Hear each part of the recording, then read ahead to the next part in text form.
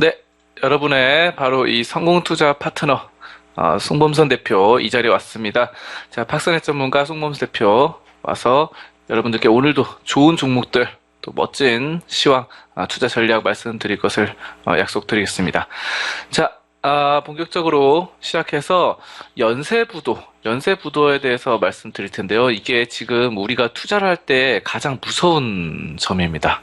어떤 게 무섭냐면은 내가 종목을 잘 꼽아도 잘 찍어도 부도가 날 수 있어요. 이게 굉장히 무서운 건데 이것에 대해서 중점적으로 말씀을 드리고자 합니다. 자, 만약에 여러분들이 이제 회사가 보통 망하는 경우 뭐 투자를 했는데 망하는 경우가 있죠. 망하는 경우가 어떤 회사일까요? 예를 들어서 뭐 부채가 많다. 부채가 많은 게 가장 1순위입니다. 그래서 부채가 많은 것들. 그래서 자본보다 부채가 많은 회사가 보통 회사가 상장 폐지라든지 아니면은 자본 잠식에 들어서게 되죠.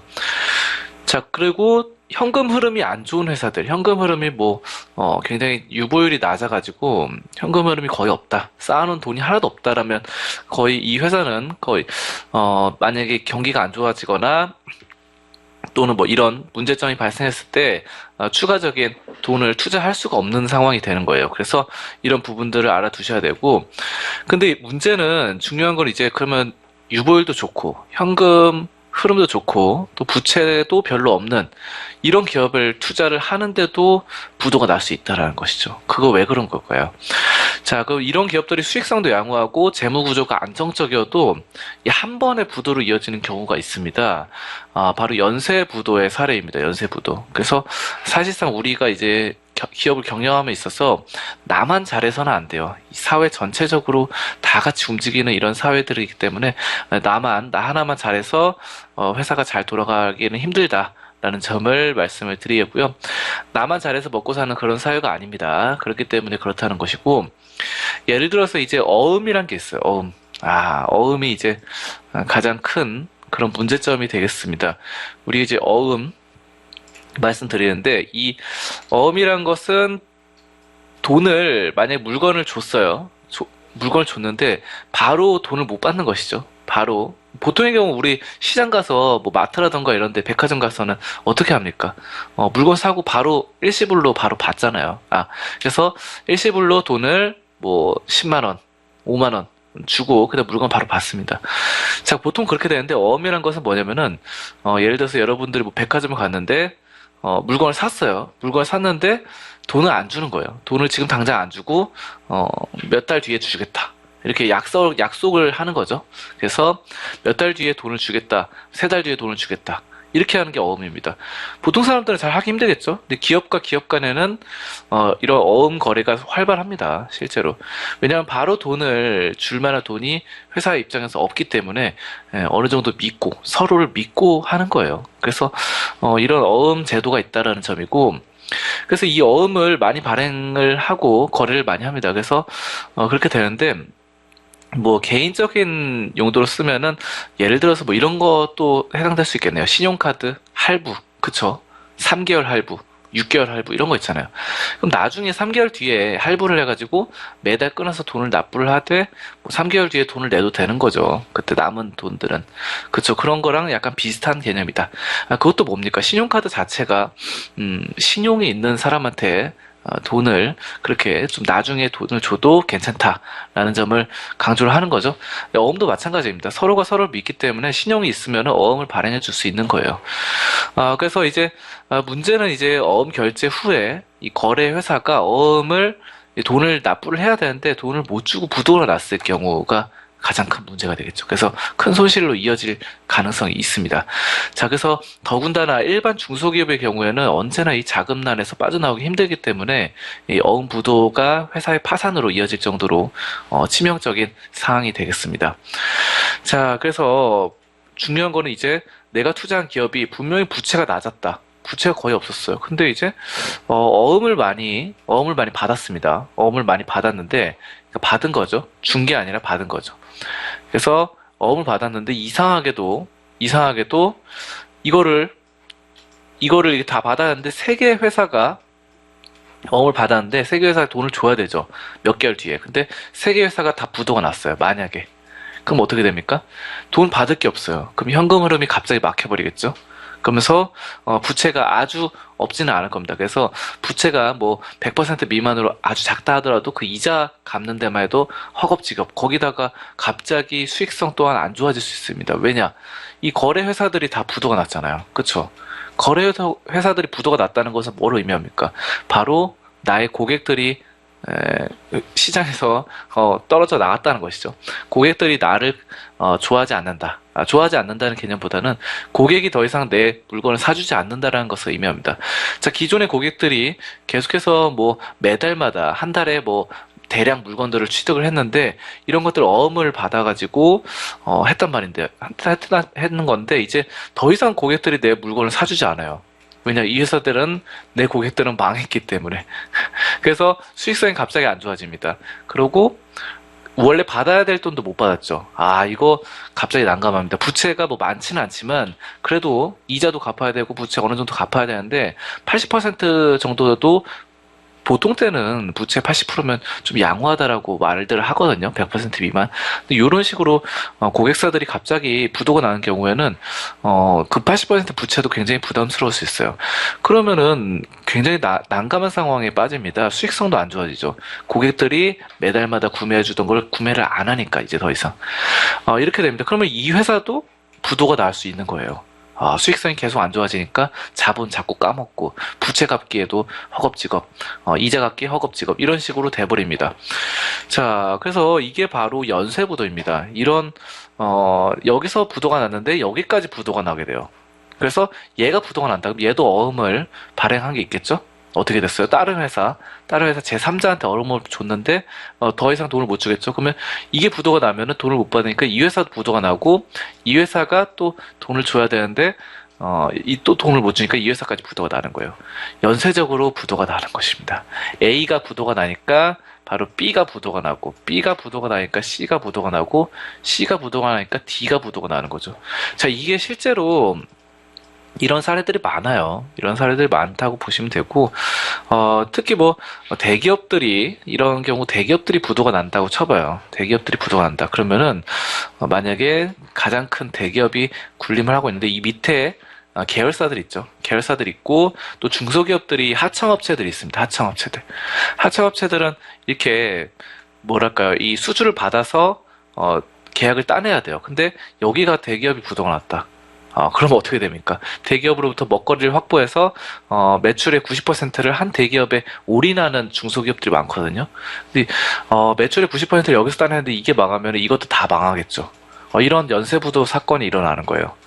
부채가 만약에 이 계열사들 하청업체들이 굉장히 부채도 별로 없고 양호하다 하더라도 갑자기 여기가 망해버리면은 부채 없고 뭐 현금으로 좋더라도 어떻게 됩니까? 수익성이 갑자기 안 좋아지겠죠. 수익성이 갑자기 마이너스를 치게 됩니다.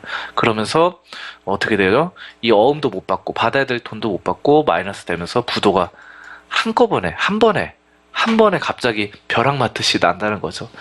그래서 이런 중소기업도 꽤 많고 우리 주식시장에도 이제 뭐 코스닥 상장사 중에서도 그런 게 많습니다.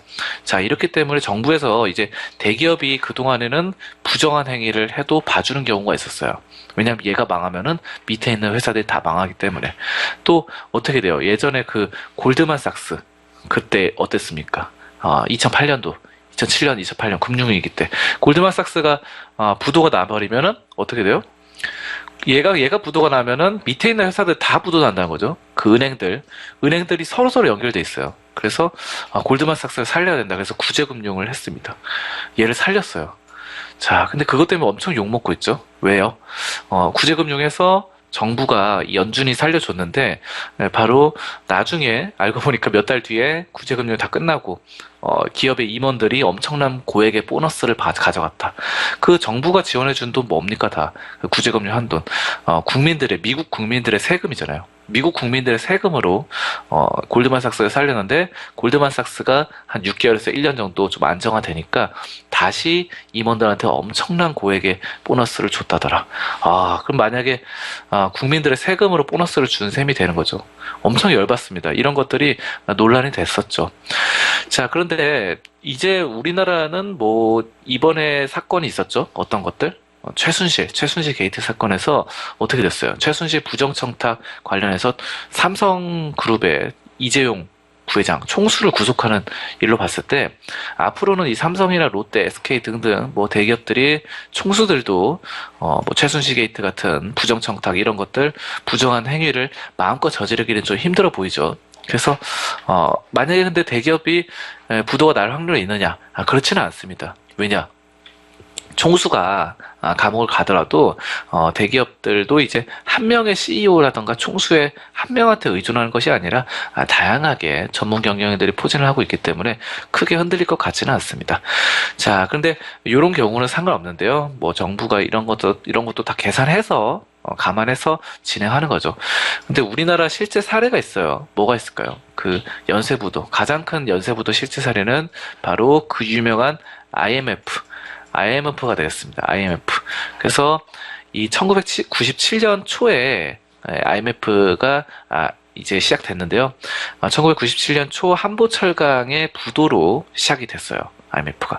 그래서 대기업의 연쇄부도는 이 국민들에게 큰 충격을 주면서 12월까지 지속됐습니다. 연초부터 12월까지. 한보철강이 꽤 컸어요. 한보철강이란 뭐 지금이야 뭐 포스코라던가 현대제철 이런 철강 회사들 든든하게 있지만 그 당시 한보철강이 꽤 컸습니다. 근데 이게 부도가 났고 연쇄 부도가 생겼다. 아까 전에 말씀드린 것처럼 기업이 한보철강이 망하면서 어음 발행을 했는데 그 어음 준 회사들한테 돈을 못 주는 거죠. 그러면서 그 밑에 있는 하청업체들, 뭐 관계사들, 돈 받아야 될 회사들 다 망하는 겁니다. 연쇄적으로 부도가 됐고, 자, 그래서 부도 유예에 적용된 대기업은 10곳에 이르렀습니다. 그래서 경제 전반에 큰 타격을 가해서 IMF 체계를 불러들이는 큰 원인이 됐습니다. 자, 이 당시 뭐 1월 23일 재계 서열 14위인 한보그룹이었어요. 와, 요즘 사람들, 요즘 주식하시는 분들 한보그룹 잘 모르죠. 벌써 20년 전 얘기입니다. 그런데 그 당시에 재계 서열의 14위였어요. 근데 한보철강의 부도로 도산하면서 정치나 경제 전반적으로 큰 파문을 일으켰고요. 4월에는 삼미그룹이 부도를 냈습니다. 진로그룹에는 부도 유예 협약이 적용됐고 5월에는 대동에도 부도 유예 협약이 적용됐습니다. 한신공영도 부도가 됐고요. 기아그룹도 이렇게 안 좋아졌죠. 그리고 10월과 11월에는 쌍방울과 혜태그룹의 화의 신청에 이어서 12월에는 고려증권과 한라그룹이 잇따라 쓰러졌습니다. 자, 이렇게 연달아서 쓰러지는 거예요. 뭐 쌍방울 말이 나와서 근데 쌍방울 잠깐 볼까요? 쌍방울 아직 살아있어요. 근데 살아있는데 부도 처리가 그때 났다는 것이죠. 아무튼 쌍방울 살아있습니다. 근데 이런 것들이 잘 회복이 된 거예요. 어떻게 보면은 잘 회복됐다고 보시면 되겠고 그때 97년 당시에는 부도가 됐다가 다시 살아났다는 것입니다. 그래서 이제 대기업이 1997년 한 해에 부도를 내었거나 부도 유예 협약이 적용된 금융권 여신이 30조억 원을 넘어서 금융시장을 혼란에 빠뜨렸습니다. 자, 이런 점들이 IMF라고 말씀을 드리겠고요. 가계부채가 또 최근에는 빠르게 속도로 불어나고 있습니다. 와, 그래서 이거 지금 부도의 원인은 뭡니까? 부채예요, 부채. 그래서 처음에 첫 번째 부도 나는 회사는 부채가 많아서 쓰러지고, 그 다음에 두 번째, 세 번째 영향을 받는 회사들은 부채가 없더라도 계속 쓰러지는 거죠. 이런 식으로, 순환이 됩니다. 그래서 첫 번째 많은 것이 부채가 가장 큰 부도의 원인이 되겠는데, 지금 가계부채가 계속 사상 최고치를 넘나들고 있어요. 그래서, 사상 최고치 기록을 또 깼습니다. 140조 원. 굉장히 많은 수치입니다. 자, 그래서 이런 것들 상당히 위험하고 가계부채가 많아진다는 것은 우리나라 이 재무 안정성에 문제가 생겼다는 것이죠. 그래서 그러면 문제가 되는 것이 뭐냐면 은행이 문제가 돼요. 은행이. 가계부채. 나중에 이 가계부채가 왜 늘어나냐면은 그 보통의 경우 부동산을 사려고 많이 늘어나거든요. 근데 부동산 값이 만약에 지금 떨어진다라고 했으면은 떨어지면 어떻게 됩니까? 그 은행들이 바로 돈을 받지를 못합니다. 돈을 받지 못하면 은행들이 부도가 나기 시작하겠죠. 돈을 받지 못하니까. 그러면은 은행이 하나가 부도가 나면 그 은행과 연결돼 있는 다른 은행들도 연쇄부도가 나오는 거예요. 연쇄부도. 아까 말씀드렸죠. 기업의 어음이라던가 서로 뭐 회사채, 채권도 문제가 세요. 회사채. 회사채를 얘가 부도가 났는데 이 A라는 회사에 채권을 갖고 있던 B, C, D는 다 돈을 받지 못하죠. 그렇게 되면 어떻게 됩니까? 연달아서 부도가 나게 됩니다. 다 이런 식으로 돼버려요. 그래서 이런 것들이 문제가 되고 있어서 바로 우리 지금 가계부채 지금 상당히 심각한 상황입니다. 이런 점들을 좀 조절을 해야 되고, 아무튼 뭐 가계부채도 그렇고 어음도 그렇고 가장 다 문제점이 되는데, 지금 어음 제도 같은 경우도 근본적으로 좀 손을 봐야 된다, 이런 말들이 나오고 있거든요. 가계부채도 줄도산에 문제가 되고, 가계부채 줄도산 문제가 됐던 것은 뭡니까? 그때 미국의 금융위기 2008년, 그때가 서브프라임이 바로 제2금융권이 문제가 됐던 건데, 가계부채들이 또 부동산 가격이 떨어지면서 어떻게 돼요? 부동산에 얽맸던 그 자금을 빌려준 돈을 못 받게 되니까 자꾸 제2금융권들이 망하는 거죠. 그런 식으로 금융위기가 생긴 겁니다. 2007년, 2008년. 자, 그런 게 지금 우리도 문제가 되는 거예요. 가계부채 높아지면서 부동산 가격이 떨어지기 시작할까봐. 자, 그렇게 보시면 되고, 어음제도도 지금 문제가 많습니다. 그래서 손을 봐야 되는데, 사실상 대기업이 우월적 이 지위를 남용해서 돈을 주는, 물건 받았는데 바로바로 돈을 줘야지. 왜 돈을 자꾸 미룹니까? 돈 주는 거. 그쵸? 이런 돈 주는 지급을 연기한다던가, 또 불공정 거래, 관행이 가장 큰 문제가 되는 것입니다. 특히 이제 어려운 중소기업의 수익성 악화, 또는 흑자도산이 이런 거예요. 분명 흑자인데도 갑자기 한 방에 훅 간다, 뭐 이런 표현이 딱 맞는 거죠. 네. 그래서 연쇄도산까지 이르게 되는 것입니다. 그래서 어음을 발행한 기업이 도산할 경우에 어음을 받은 기업까지, 바로 연쇄도산을 하면서 이런 현실적인 대안이 마땅치 않은데요. 실제 중소기업의 도산 원인을 살펴보면은 거래처 부도 영향이 큽니다. 23.5%에 달해요. 그래서 거래처가 망하면 나도 망한다. 순망치한이라는 말이 있죠. 순망치한. 바로, 잇몸이 시리면 이도 시리다. 뭐 이런 거죠. 잇몸이 안 좋아지면 이도 빠져요.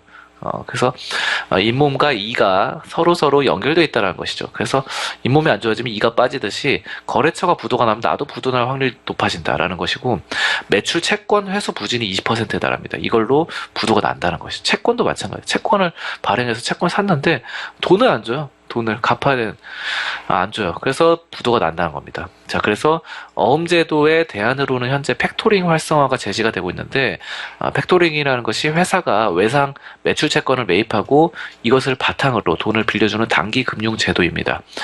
미국처럼 상환 청구권이 없는 팩토링 제도를 활성화할 필요가 있다는 것입니다. 그래서 팩토링은 상환 청구권이 없고 자금 조달 기능이 있고, 또 재무 구조에 개선 효과가 있고, 또 신용 위험 해지 효과가 있고, 구성권도 이제 구매 기업 원래 책임 있는 이 구매 기업한테 소구하게 돼 있거든요. 정말 좋은 제도죠. 아무튼 여러분들 방금 전에 말씀드린 거 좀 어렵게 느껴졌을 거예요. 하지만 어쨌든 지금 기존에 있던 어음 제도보다 팩토링 제도가 더 좋다라는 것을 강조드리는 거예요. 그래서 이런 식으로 제도를 좀 뭔가 변경할 필요가 있다라는 것입니다. 그래서 또 근데 어음 제도를 일시에 폐지할 경우에는 또 외상 거래가 늘어나서 중소기업의 부담으로 이어질 수 있기 때문에 단계적인 좀 천천히 폐지하는 게 마땅하다, 이렇게 말씀드릴 수 있겠고요. 뭐든지 갑자기 변하면은 부작용이 생깁니다. 천천히 변해요. 천천히 한 단계 한 단계, 스텝 바이 스텝 이런 말이 있죠. 그렇습니다. 그래서 여러분들 어음제도 이것의 문제점을 살펴봤고요. 내가 투자를 했는데 분명히 좋은 기업에 투자했는데 재무제표 양호하고 부채도 별로 없고 수익성도 괜찮고, 그리고 든든한 뭐 이런 뭐 자금 유보율도 괜찮고 다 괜찮았는데 갑자기 거래처 대기업이 부도나는 바람에 내가 투자한 기업도 부도날 수 있다. 이런 거, 그러니까 재무제표 이런 게 잘 안 나타나요. 수치상만 나타나잖아요. 뭐 매출 얼마, 순이익 얼마, 부채 얼마, 이런 거만 백날 봐도 모릅니다, 여러분들. 봐도 몰라요. 거래처가 부도날지 어떻게 알아요? 그렇죠? 그러니까 그런 경우를 위해서 이제 거래처가 뭔지, 어디랑 거래가 되고 있는지, 그래서 거래처의 상황까지 우리가 체크를 할 수 있어야 돼요. 그러니까 이거 매출, 순이익, 부채, 자본 유보율 이런 것만 체크할 것이 아니라 얘가 지금 좀 거래처가 어딘지, 거래처가 이제 뭐 삼성이다, 현대다, LG다. 이 거래처가 좀 잘 되고 있는지 이런 것까지 체크를 해야 돼요.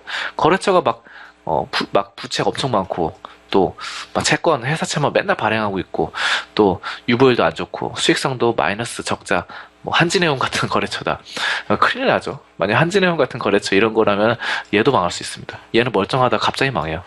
그러니까 여러분들 이런 것까지 바로 이 친구 투자할 기업과 연결되어 있는 기업들까지 좀 관심을 두고 우리가 이 기업들의 규모, 비중 이런 거고 이건 수익성 이런 것까지 재무제표를 분석할 필요가 있다.